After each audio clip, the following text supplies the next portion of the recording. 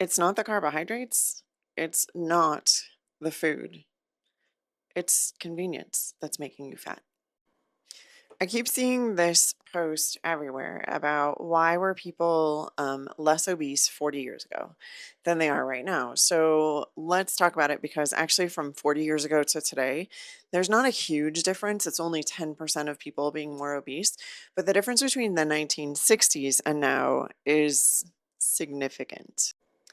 And I think about a year ago, I did a post where I showed you the graph of like obesity over time. And I know I have it in one of my workshops that I do, but let's go into some of the facts. I did a little bit more research again so that I could talk about the differences over the decades and how that's important to you and what you need to know and what the influences were and what they still are and how you need to change your habits in order to stop having weight gain. There's some information on the CDC's website, but since so many people are not trusting of the CDC anymore, I went to a different website called usafacts.org. usafacts.org takes information from a lot of different sources, including data that's collected in pediatrician offices, family physician offices, etc., and insurance companies across the board. In the last 60 years, obesity rates have tripled. Tripled. 40% of the US population is obese, with 10% of those people being morbidly obese. The problem with those measurements is a lot of times they put your height and weight in a chart, but they don't put your body fat percentage, they don't put your waist to hip index ratio. And so they can't really tell if you're obese or if you're just somebody who's been lifting a lot of weights, etc. So obesity is measured by your weight in kilograms. So if you take your weight in pounds, divide it by 2.2, and your height in centimeters. So not inches, but centimeters. So you're not 5 feet 7, you're whatever inches, and then break that down into centimeters. In 1960s, 13% of people were obese. By 1980, only 2% more, so 15% of people were obese. By 1994, it was 22%, and by 2000, it was 30 plus percent. By 2011, it's now 40, in some places, up to 50% of people in states are obese. The biggest factor impacting obesity was socioeconomic. So households where $200,000 a year was made, only 19 to 20% of those people were obese. In households where they made less than poverty level or $15,000 a year, it was 46%. In the South, West Virginia, Mississippi, and Arkansas were disproportionately affected, with their obesity rates being around 45 to 47%. Colorado is one of the lowest. It actually is the lowest at 24.6% obesity, and California comes in a close second at 27.7% obesity. The similarities between these places, there's a lot of activities that people like to do outside. California has more moderate weather in most places, but still gets snow and still has areas that are cold and areas that are hot. Uh, Childhood obesity has gone from about 1% in that same time all the way up to 30.4%. So that's our kiddos. They're usually measuring them between age 3 and age 15. 77% of children do not meet the physical activity requirements in a day. But let's talk about really what the factors are.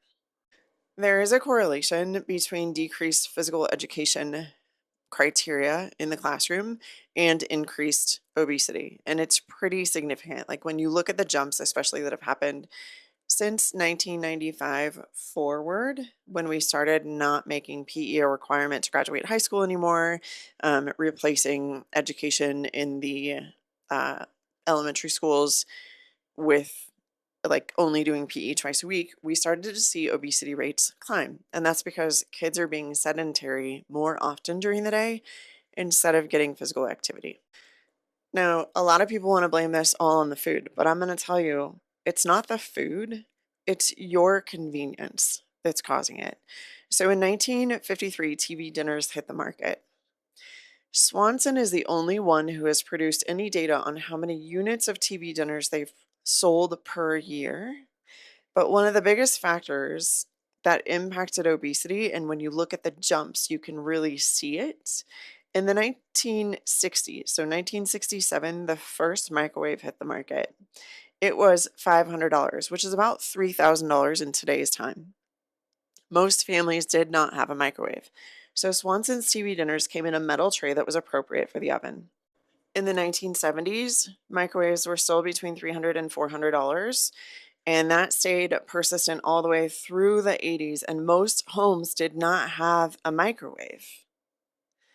But Swanson had changed its TV dinners in the 80s from a metal oven tray to a paper or plastic tray appropriate for a microwave. Now, the cost of that microwave would have been about $2,000 in today's time. By 1990, Whirlpool sold the first microwave for $100. And that's when you really started to see the jumps in obesity. So in the 20-year time period between 1960 and 1980, there was only a 2% jump in obesity. Between 1980 and 1994, so a 15-year period, there was a 7% jump in obesity. So in 15 years, 5 less years, we saw an increase in obesity of more than 5% over the previous 2 decades. And the only thing that changed was microwaves.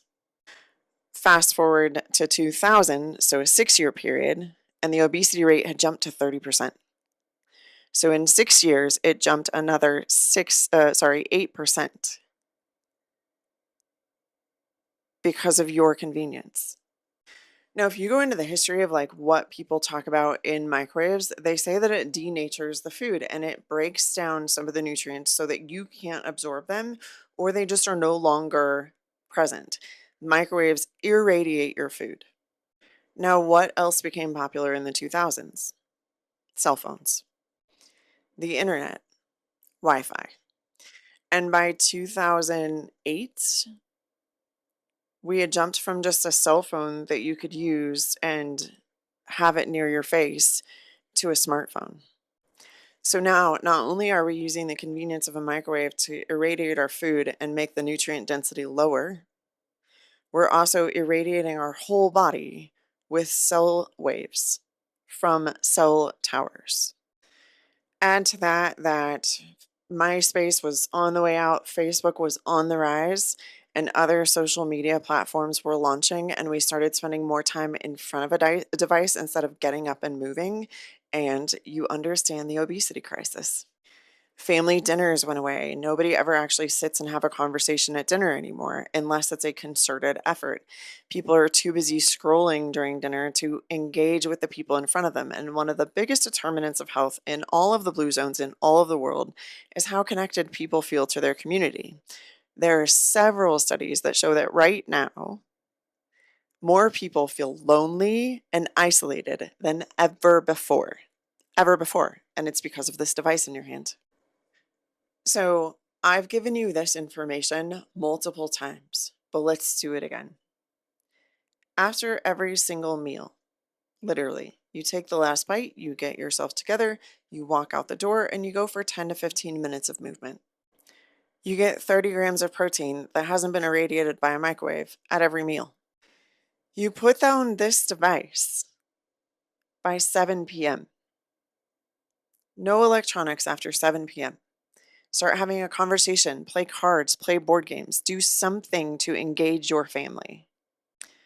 And at least once a month, take an entire weekend where you don't use any electronic devices, period. If you have the opportunity to do a 48-hour fast during that same period, your response to dopamine will skyrocket, and so will your health.